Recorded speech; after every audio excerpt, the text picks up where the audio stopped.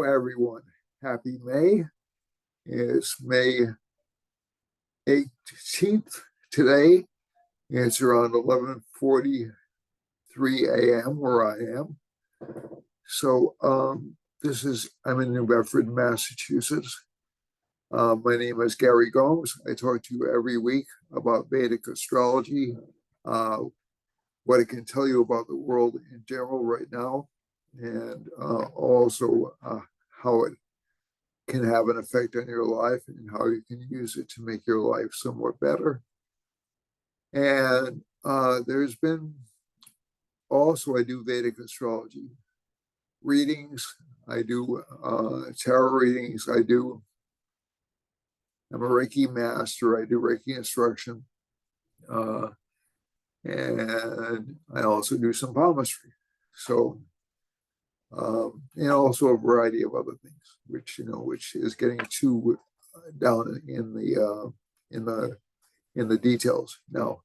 But I just want to let you know about that. Also, I am going to have some more guests on over the next few months. Also, there's going to be a big curriculum in July, sponsored by Astrology Astrology. Hopefully, I'll be involved in organizing that. So if any astrologers out there are seeing this and they'd like to speak or write a paper for that, you're more than welcome to contact me. My phone number is, the best way to contact me is through my phone number. That's 508-525-0001. Again, I'm going to put the captions on so you can see it a little bit better on the screen. All right, so the closed captioning is on, and my phone number to contact me either through text message or through email is, let me see, captioning is on. Hold on a second. All right, it looks.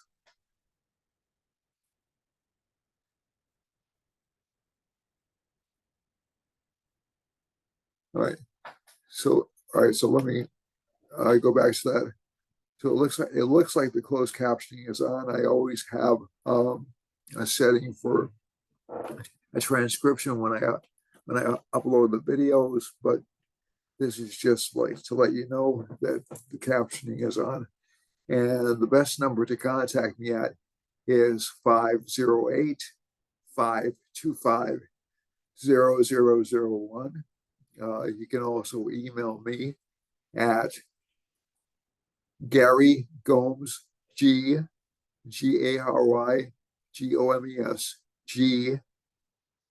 @gmail.com.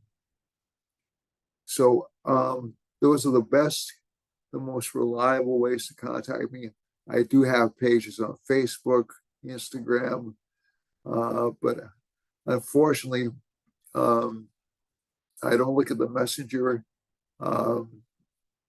parts on Facebook all that often, to be honest with you. You can also contact me through WhatsApp. I'm on that application, and that's the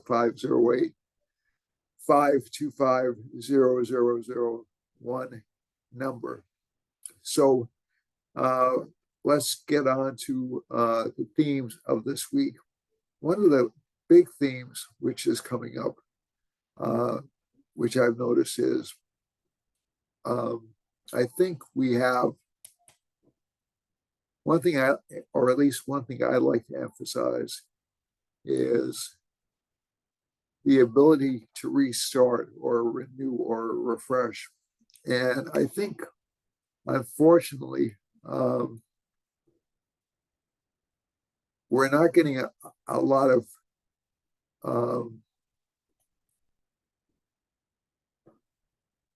we're not paying a lot of attention to what I would call second chances we get in life. So this beautiful quote by this fairly well-known jazz musician, Eric Dolphy, and the quote is, music, once it's in the air, is gone. You can never capture it again. And that's true. So essentially, if you've had one circumstance in life, you can never quite capture that experience again. So life is ephemeral, it's fleeting, it's temporary. Okay, this is not the state of forever. So I don't want to get too religious about this, but there is also, I think, right, all right, so we lost contact. Give me 1 second, I'll be right back. This may help.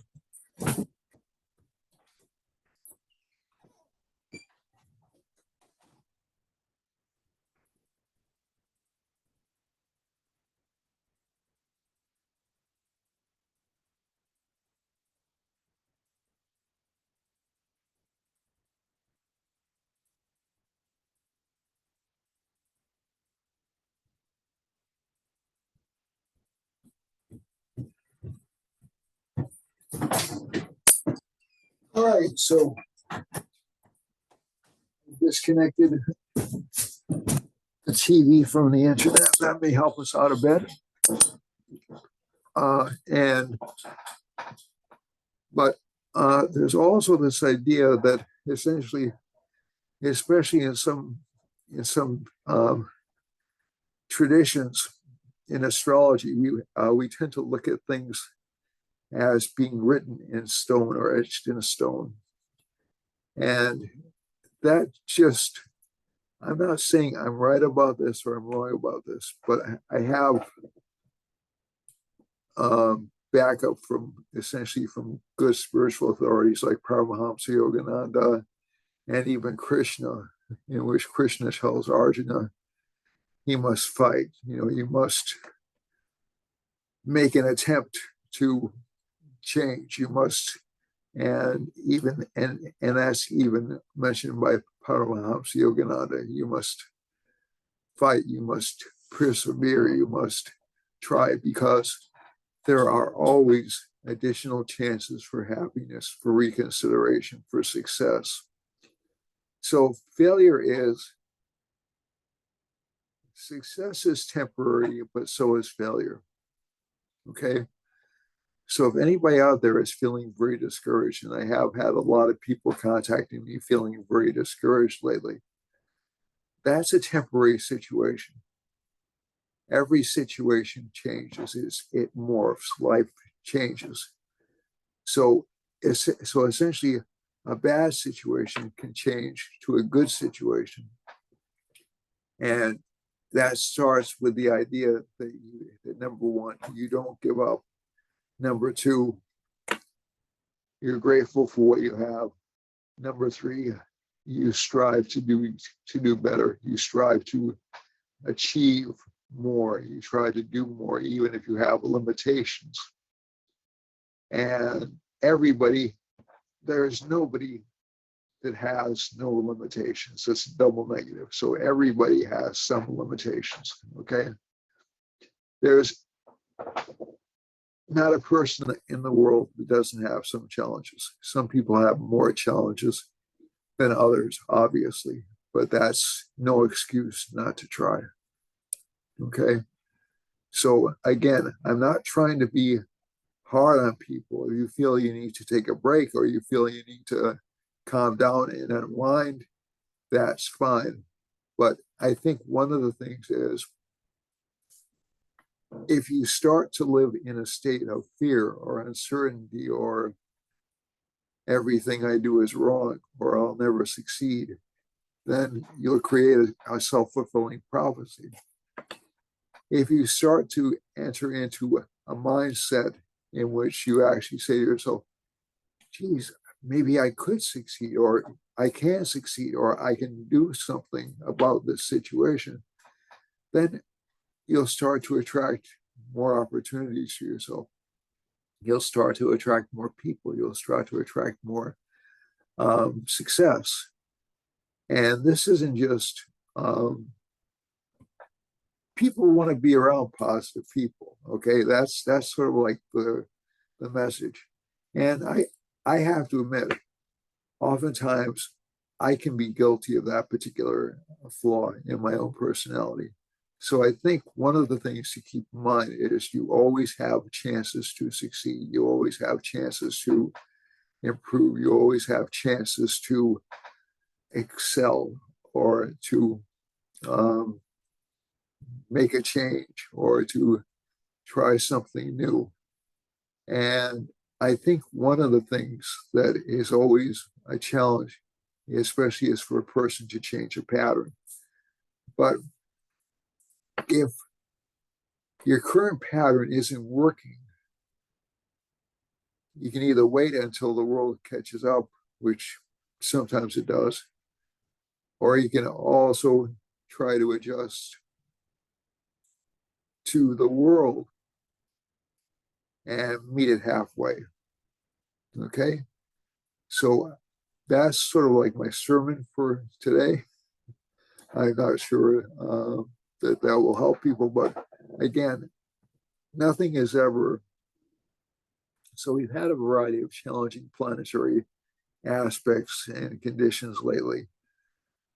Persistence overcomes resistance. So if you try to press in a certain direction, eventually you'll break through.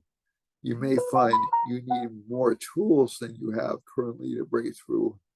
So then you re-strategize, but you can always break through. Okay. So let's look at the chart for this week, talking about difficult combinations. And I'll try to share this with you. All right, doesn't look like it's shared. So let's go back. All right. So sometimes, I have to persist on this, right? Oh, my goodness. I didn't want that to happen. So let me close that down. Let me share this. This chart view. All right, 1 second. We're almost there.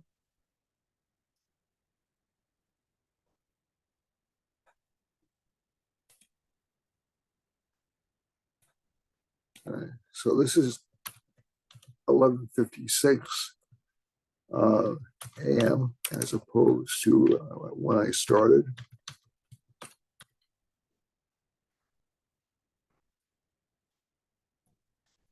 Okay. And this chart is interesting because we have Saturn in the 7th house. So let's show you the chart.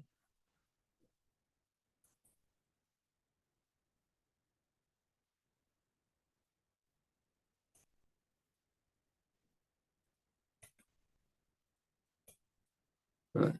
So let me see if I can show the chart with you. Now, if I were asking a question, this is a chart I would not use in horary astrology. Saturn in the 7th house is typically not a good chart to answer questions, but it is a good chart to describe the current situation in the world. Okay, so let's see if I can share again and get it to upload.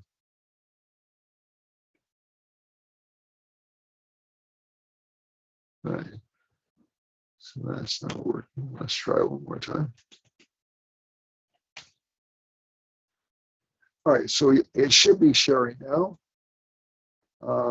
And so this is the chart. So this is a Leo rising chart. Saturn is aspecting Leo.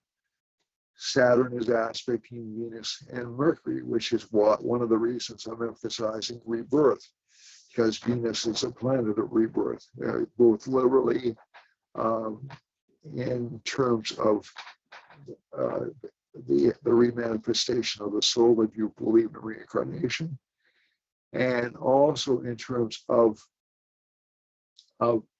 second chances. So essentially, if you have good Jupiters or good Venuses in your chart, you get a lot of chances, you get a lot of opportunities. Even if you don't have those combinations in your birth chart, you still get a lot of opportunities, but you have to they don't come as easily. They don't come as readily. So essentially, and we do have a Mars Rahu almost exact conjunction, and you'll notice that Rahu is I like the true node calculation. So there's a compromise made in Indian astrology where they essentially tracked the nodes, or not a compromise. Traditionally in Indian astrology, it's not a compromise.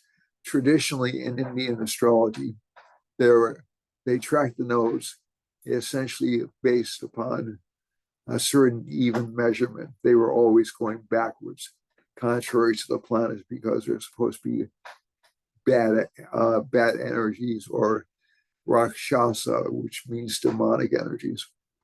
The way I learned them, they were rishi energies, which is essentially a similar word, but rishis are seers. So rishis can see what's coming. They can create things that are like magicians. But a rakshasa would essentially use that for accumulation of power. A rishi would use it to guide people or to advise people of new things. So Rahu as an entity is responsible for new inventions, for material progress, those kinds of things. Ketu, which is the lunar node connected with eclipses of the sun, is for giving up on old patterns or changing old patterns. And so essentially Ketu causes breakthroughs. It'll cause abandonment of things that are not working that well. Rahu will create new inventions. Now, Rahu, interestingly enough, for the past couple of days has been direct. Now, there was a Western astrologer who came up with the idea of what are called true nodes.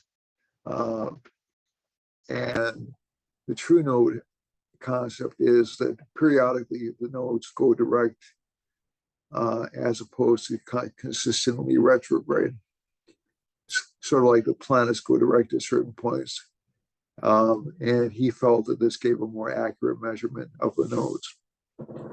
And I like it because we have moments like this where all of a sudden things shift or things tend to change. And over the past week, I think we saw an indication of a shift in that there was a challenge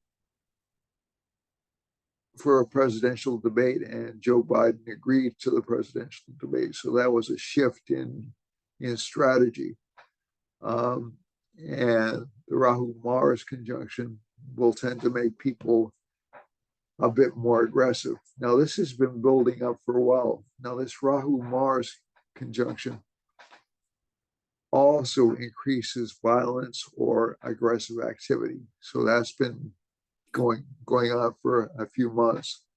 So we've seen demonstrations around the world. We've seen conflicts building around the world. We had that. There was allegedly a report that Putin has sent up spy satellites. And the only reason I'm saying allegedly is because I haven't really looked into the story that much. Has sent up spy satellites that were, and there was some kind of nuclear capacity connected with them. I didn't get the whole details of the story. I apologize. But a lot of times when the nodes shift, there's a large shift in power. So essentially what happened was there was a shift in, so the Biden administration, rightly or wrongly, was withholding aid to Israel. They released that aid this past week under pressure. And there are also certain events that happened in Russia. There was a massive Russian offensive in Ukraine. And there are also some disasters in Brazil, flooding disasters, which has to do with Pisces. And also continuing in Texas and the southwestern United States, and also in places like Pakistan um, and other parts of the world. So we're seeing this massive amount of water activity happening. Also, one other thing that's happening as well is the number of scandals coming out about elected officials on both sides of the aisle is increasing. It's not so. This will reveal a lot of conflicts, a lot of manipulation. Uh, Rahu and Mercury are still sort of conjunct. They're in different signs. And Mars and Mercury, excuse me, are sort of conjunct. They're in different signs. But I think that that actually does indicate we're still seeing a lot of misrepresentation by media from all over the world. The interesting thing of it is a lot of media outlets have moderated their stories, or else they're going more into what I would call a period of adjustment. The Saturn aspect on Mercury and Venus indicates we're still not getting the whole story on a lot of things because this is essentially entertainment. But also the entertainment industry is in a little bit of disarray right now. So a lot more people are coming out as opposed to the current trend in entertainment, opposed to the current trends in entertainment towards and coming out, and especially if they're conservative, they're coming out more strongly as being conservative. Now, from your perspective, that may be a bad thing, it may be a good thing. I think essentially if we have more discussion as opposed to less discussion, that's a good thing. That's my particular perspective. And this Mercury Mars arrangement won't pop up again really until around the end of the summertime. And I think that also one thing I did see was that essentially the Democrats have floated the idea of holding their convention online as opposed to live, and the Republicans want a security barrier around their convention because they don't want demonstrations coming out against them either during their convention time. So there's this growing awareness that there's a strong possibility of violence, or both parties essentially trying to avoid looking bad in the forthcoming elections. There's also been a lot more political violence around the world. We can see it in certain parts of the world. Like, I believe it was in Eastern Europe, where the prime minister was an assassination attempt on a prime minister. Some astrologers are treating this like the assassination of Archduke Ferdinand. This guy is not really in the same power level as Archduke Ferdinand was to start World War I, but it is dangerous. It does make the political environment much more unstable. And some people were coming out saying, essentially saying he deserved what he got because of the side that he backed, and other people saying it's really not a good idea to see any political figure assassinated, or an assassination attempt. And that's kind of the way that I fall. I just don't think these things are inherently unstable, but they do fit the overall pattern that I've noticed and expect to see more of, and that is political leaders being either thrown out of office or challenged rather effectively, or even violent assassination attempts taking place more frequently over the next few months. I think it's going to peak around September. Okay, so So essentially, it doesn't look good for incumbents. That doesn't mean every incumbent, but it doesn't look good for incumbents overall. And Mars is opposing K2 for the next couple of months, so that can ramp up the violence. And also, I think, at least from this chart, this combination of Sun and Jupiter in Taurus will make governments more restrictive. So I've been saying this all along, but Sun and Jupiter are in a sign ruled by Venus. Venus is in the 12th house aspected by Saturn. So essentially, a lot of the background or the secret agencies that are, so this is the 12th house from the government. This is the power behind the throne, okay? And the Sun and Jupiter combinations, this will give more interest in controlling the narrative flow. Over here, that's the second house, the voice of government. And this is the background agencies, essentially trying to either sweeten and also to make, and also you'll also see many alliances, essentially freezing on each other or turning on each other over the next few months. So it's going to be an inherently unstable time, really, through the end of 2024. Now, this is something I don't view as being a bad thing, because if things are moving slowly or regularly or in their expected patterns, you're not going to generate change. I don't like violent change. I do like political change. I do like change at the hands of the voters, but it'll happen in both ways over the next few months. The other thing I'm a little concerned about is the fact that although Venus is about to change signs and enter into Taurus, which is a good thing, as more planets get into Taurus, I've noticed this in 2000, around the time of the dot-com bust. The more planets get into Taurus, the more there's a risk of over saturating the market, and also forcing the market into a kind of a downturn, because Taurus is a realistic sign. It's not just luxuries, it's also securities. So it tends to look at new or wild inventions a little bit askance.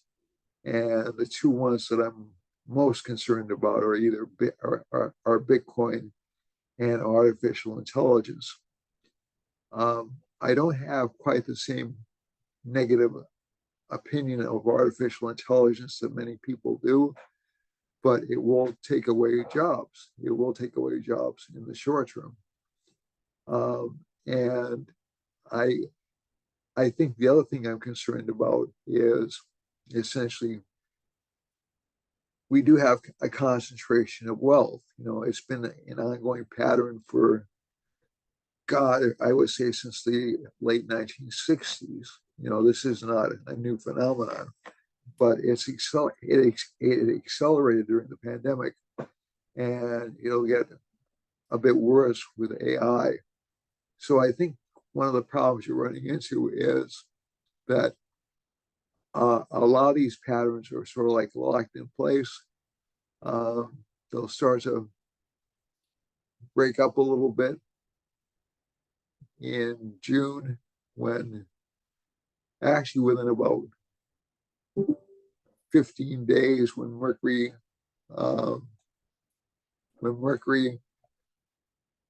and Venus are in the same sign with Sun and Jupiter. So I would watch out for those days in terms of like stock market and the period immediately thereafter. And so again, like I said, these are things I'm not really crazy about predicting, but it's better to know about this stuff than just to sort of like be oblivious to it. Now, again, keep something in mind. When I studied economics, my favorite quote was, "Yeah, the stock market's predicted 13 out of the last 7 recessions." So essentially, I think one of the things you have to keep in mind is the stock market is not the be all and end all of society, but the way it's been worked right lately is, or over the past 50 years or so, is that Main Street and Wall Street are more intertwined, not less intertwined. So that's something I wish we would move away from, to be honest with you. I wish the investment markets um, and uh, and Main Street were less entwined with each other. Um, I think it's a bad move, just generally a bad move. But again, it's not a doomsday. This will give a chance for the economy to resettle. It'll give a chance for manufacturing. So we're dissatisfied with manufacturing. That's what the Rahu Mars conjunction means. We're dissatisfied with energy policy. We're dissatisfied with a variety of things. And it'll give us a chance to essentially rethink those policies over the next year or so. And I think you'll see actually sort of like a fresh take on those things, especially when Jupiter moves into Gemini next year. But overall, if we're looking at public perception, we're going to have more outrage or more public perception on rights and what they mean to people over the next few months. And also a lot of the court cases, we've seen this happening over the past few months. A lot of the court cases which are currently happening in both the United States and around the world will tend to winnow away in significance.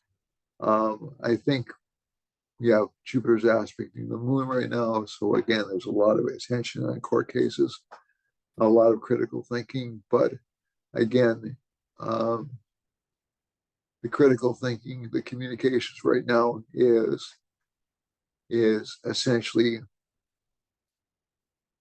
a lot of things favor Trump right now in the court cases. That won't always be the case, but it is at least for the foreseeable future. And even if he loses, because of the Mars Rahu conjunction and the Sun and Jupiter in Taurus, he'll still benefit from that. Whether or not that means he ultimately wins the presidency is another question. And I've learned not to be quite so sanguine about that. Essentially just like, oh yeah, no worries, he's going to win the presidency. There are a lot of things that can happen between now and November. Okay, so and this does look like a really disruptive year, especially around the summer months when the conventions are being held, and especially in September. So watch out for September through October. So essentially, one thing I did want to talk about was earthquakes or potential volcanic activity. The K2 moon conjunction kind of supports that. Also supports more flooding, and the Mars Rahu conjunction, Mars aspect in K2 makes a lot of potential earthquake areas more prone to earthquakes, unfortunately. The Saturn aspect on Mercury doesn't help things, so communications will be very confused over the next month or so. And I think you'll get more clarity in communications essentially around 20 days from now, more or less. So essentially we have a bunch of negative things. but we also have some positive things because we have a vast possibility of change and redirecting um, resources to people instead of to large companies, and redirecting rights to average citizens rather than people uh, who, who have essentially guessed wrong internationally over the past 60 years or so. It's not, this is not, the foreign policy decisions made by our current leaders all around the world haven't been really good for most people. Okay, so I think this is a chance to change, a chance to uh, reboot uh, a system which is really uh, built on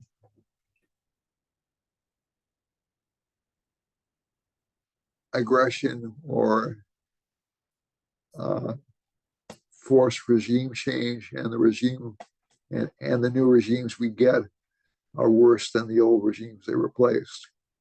And they've also essentially managed to create major immigration crises around the world. So if you're looking for the cause of mass immigration, you can look at some of the policies that various countries around the world have instituted. Now, again, in fairness, they probably thought they were doing the right thing when they were doing it, but whether or not they really were doing the right thing when they were doing it is another question.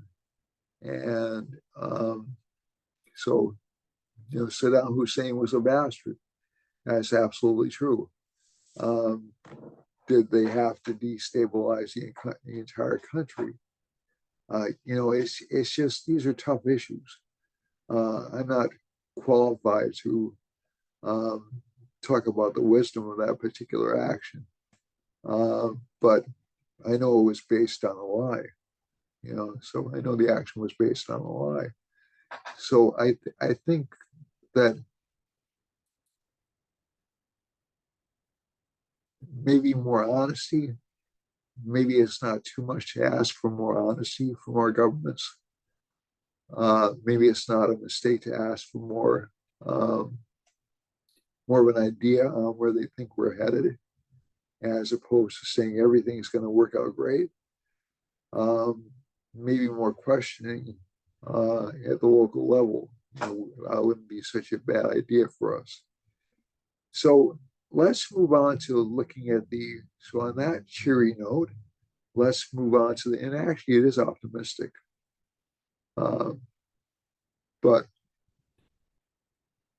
so let's move on to the individual signs, and we'll try to go through these in about 15 minutes. So Aries has Mercury and Venus in the first house. Good combination for communication, good combination for financial success for this particular sign. It's a good luck combination. Moon is in the sixth house, so there can be some stress or anxiety at home or some uncertainty at home. Saturn's in the 11th house, so slow financial gains. Mars, too much spending for the sign. For Taurus, Sun and Jupiter are in the first house.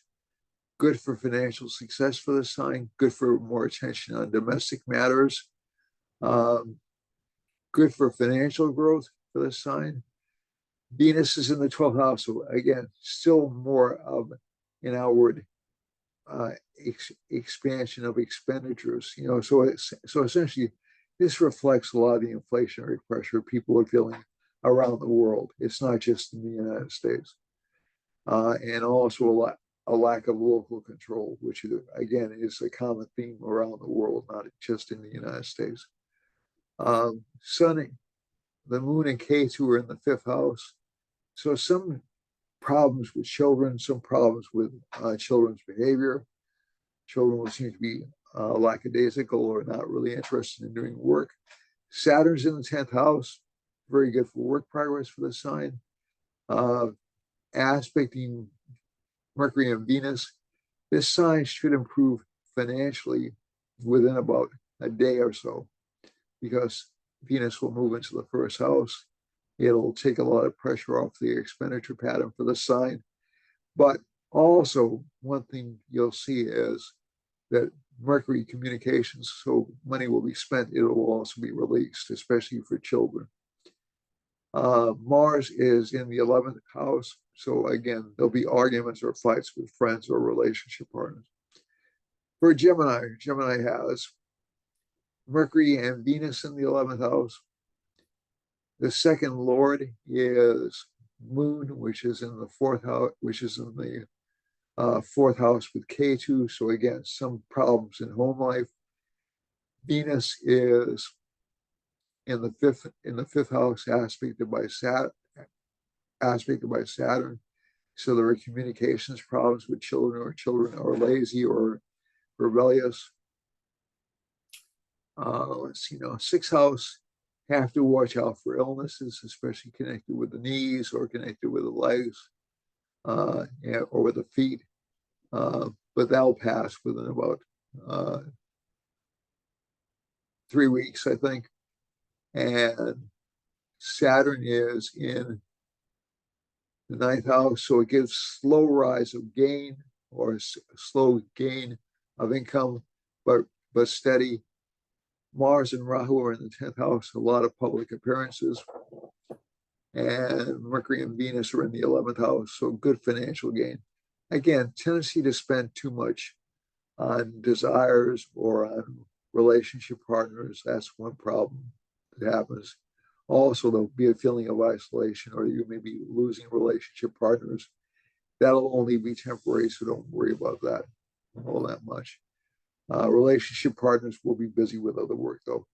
For Cancer, Cancer has Moon in the third house along with K2. So there'll be some problems communicating with this sign. Some energy levels will be low. Second house, Sun. So good. It's actually a good chart for money, financial gains. If I'm using the horolagna, which has to do with, so this can give gains through children, or sometimes through family. And let's see now. The eighth house has Saturn in it, which is not a good placement. So again, there's this feeling of being in prison, or being in prison because of familial responsibilities. Mars is in the ninth house. There'll be this frustration and this desire to do something new or something different. That'll last for most of this next week. Mercury and Venus are in the 10th house. Overall, good for career progress, but slow, very slow. Sun and Jupiter are in the 11th house, so good for financial gains for this sign. But again, it'll come with some effort, and you'll have to persuade people to give you money. For Leo, so that was Cancer I just covered. For Leo, Leo has Saturn in the 7th house, so this sign will feel a little bit restricted or a little bit hamstrung in terms of what it can do. Moon and K2 are in the 2nd house. That also makes the sign a little bit tough to get money. It makes it a little bit tough for this sign to get money. Excuse me. Wow. But a lot of focus on work, a lot of focus on creative expansion, and this sign will tend to dominate. It will tend to be considered sort of a leadership sign. Mercury and Venus are in the 9th house, but aspected by Saturn. So luck is good, but it's slow in building. Okay. You'll start to see a lot of luck emanate when Venus enters this sign. No. And Mars is in the 8th house for this sign. So again, there will still be scandals or hidden issues that will come in connection with this sign. Mars, Moon, some help from women for this sign is indicated. So essentially, Leo doesn't look that bad, but again, it looks like slow progress for almost everybody this month. Moon and K2 are in Virgo, makes Virgos very intuitive, very sharp, but also a little bit lazy or a little bit unmotivated, if I'm quite honest. It's, and there can be what I would call outbursts from this sign, like a lot of frustration, a lot of misunderstanding. Venus is the second house lord. A lot of the speech will be misunderstood for this particular sign, but it's in 1, 2, 3, 4. It's in the eighth house. So there'll be a lot of fights with relationship partners or a lot of dissatisfaction with relationship partners, but a lot of interest in covering unknown or unseen phenomena. Some problems with health for the sign. So again, it's sort of like a lack of motivation for the sign, unless you're in a really good Mahadasha or major planetary period, excuse me. And essentially, there is strong desire for wealth in this sign that shows up from Horolagna being in the third house. But again, some blocks and some hidden expenses coming up because of where the moon is. And this indicates mechanical breakdowns and things like that. So household appliances, cars, things like that. For Libra, Libra has Venus and Mercury in the seventh house. So everybody's going to like Libra this month, but they won't act on it, which I think is kind of interesting. And there's more of a temptation for the sign to be social. Dissatisfaction with a relationship life does show up for this particular sign, to be honest.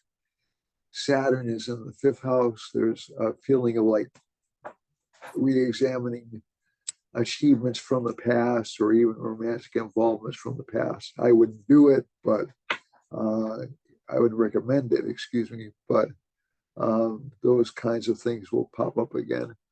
Also, the more this sign works, the better its returns will be. The other thing about this sign is we have Sun and Jupiter in the eighth house, so there can be unexpected gains, but that'll happen more towards the middle, more towards about 2 months down the road for this sign. And let's see now, career life will be full and vibrant for this sign. And there'll be some strange or unexpected benefits connected with career for this sign. Also, some unexpected directions, but this sign will have to be a little bit unselfish and a little bit giving in order to achieve success. For Scorpio, Scorpio has Mars and Rahu in the fifth house, so there's a lot of dissatisfaction with romantic life, past efforts put forward. Saturn is in and again, there'll be this desire for like a really strong relationship life, like somebody who's like a soulmate, but somebody who will also be a little bit domineering. So it's not really a great time to enter into relationships, really, for anybody, if I'm quite honest. And Saturn is aspecting Venus and Mercury, so there can be some communications issues or even some delays in communications work. I think overall, Scorpio doesn't have a bad week, but Saturn in the fourth is really, it sort of constricts it. It gives it kind of a heavy work ethic. Sun and Jupiter in the seventh house, they'll give it good leadership potential. So that's the positive. For Sagittarius, we have the first Lord is in the sixth house, so it'll give more struggles for the sign. More legal issues. Saturn is placed in the third house, a strong drive or desire to move forward and move upward. Mars and Rahu are in the fourth house. Some relationship issues. Mercury and Venus are in the fifth house, so again, some potential for romantic involvements, although again, they won't really lead to happiness, or the happiness will just be temporary. And let's see now, Moon and K2 are in the 10th house. Not a bad time for recognition for this sign, but again, there'll be a lot of unexpected events which will slow its progress down. For Capricorn, Capricorn has Saturn in the second house, Mars in the third house, Mercury and Venus in the fourth house, Sun and Jupiter in the fifth house. So overall, a good period for financial gains, fearlessness in markets, and also in financial gains, and also good luck from children. The financial gains will not come that rapidly, although this is a Raj Yoga or a Dana Yoga for Capricorn rising. So again, there will be financial improvements. And Moon and Case were in the ninth house as Lord of the seventh. So this will give strange or unusual arguments with relationship partners. So relationship partners will be tough to figure out. Saturn in Aquarius is pretty well placed. It gives this sign a lot of authority. It'll also make it much more aggressive this month for the next couple of weeks. Mercury and Venus, so it will also be polite and back off at certain times. But at certain times of the day, like especially around, I would say around 2 hours before sunset, I would wash myself with this particular sign. I would watch what I said because it can be a little bit insulting. Sun and Jupiter are in the fourth house, so it gives this sign a lot of authority again. Again, some problems with relationship partners. Relationship partners will seem to be a little bit hidden off or difficult, but overall, not that bad a week for Aquarius. Finally, going to Pisces, Mars and Rahu are in the first house. Good for overall gains, but again, slow progress. Too many expenses. Sun and Jupiter, a lot of courage, a lot of desire for leadership. Moon is in the seventh house, definitely problems with relationship life. And that wraps up Pisces. Now let's go to the time space map.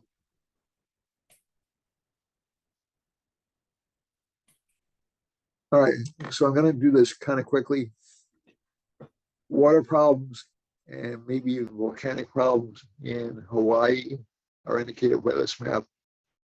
Economic problems are indicated in Vancouver and the West Coast, and even some political scandals and some disruptions of supplies are indicated in Arizona up through Idaho and Montana and up through Canada. There's a Mars Rahu line running through Texas, so that can be both destructive to Texas, North Dakota, South Dakota, up through central Canada, down through central Mexico. So that can indicate some political violence and also some additional flooding, as we've seen already. There's a Mercury line running right through Michigan, Ohio, Kentucky, Tennessee, down into Georgia. So there's going to be some, and down into Guatemala, and I think in Nicaragua. And to me, this indicates a communication crisis, maybe even power outages in that part of the world. There's a Sun-Venus line surrounding Washington, D.C. and Cuba and Puerto Rico and Dominican Republic and Haiti, and heading down into Colombia, and into Venezuela, and down into Bolivia and Argentina. So we'll see some authoritarian measures instituted by governments in those countries. And as a matter of fact, even some imprisonments in Brazil. There's a moon line running through Iceland, running close to the Ivory Coast and towards Morocco and Spain, Portugal, England. So I wouldn't be surprised if we saw political violence or even some disastrous weather in this part of the world right here. So this is England, Spain, Portugal, Morocco, down near Ghana, and there's a Mercury line running up through Italy, all through Eastern Europe, all the way up to Finland. So I'm expecting these governments to have some communications issues, some demonstrations, all the way up to Libya. So I'm expecting to see some suppression of media in these countries right around here. There's a, what line is that?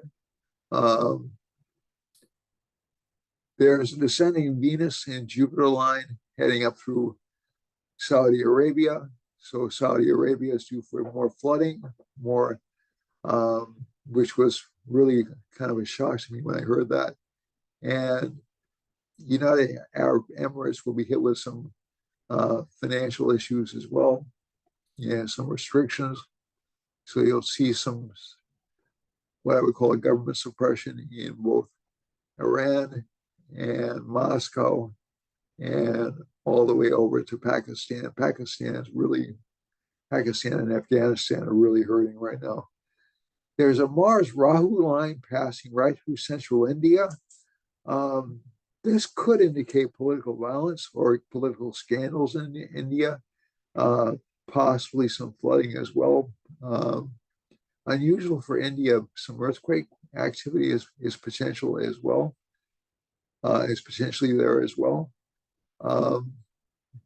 Hopefully that's not true, but again, the political scandals definitely are there. And if we go over to Cambodia, Laos, and this, by the way, is close to where the ambassador was shot, or not the ambassador, the prime minister was shot. So these lines right here. Okay. So this is Laos, not Cambodia, Laos, Thailand, Mercury lines. So some government scandals coming out of there, some suppression of press coming out of those parts of the world. Also suppression of press coming out in Brazil. And let's go over to Venus, Sun, Jupiter line. Definite government suppression in Philippines, Borneo, China, and even some threat of violence because of these islands out here, and even into Australia. Australia is getting a little bit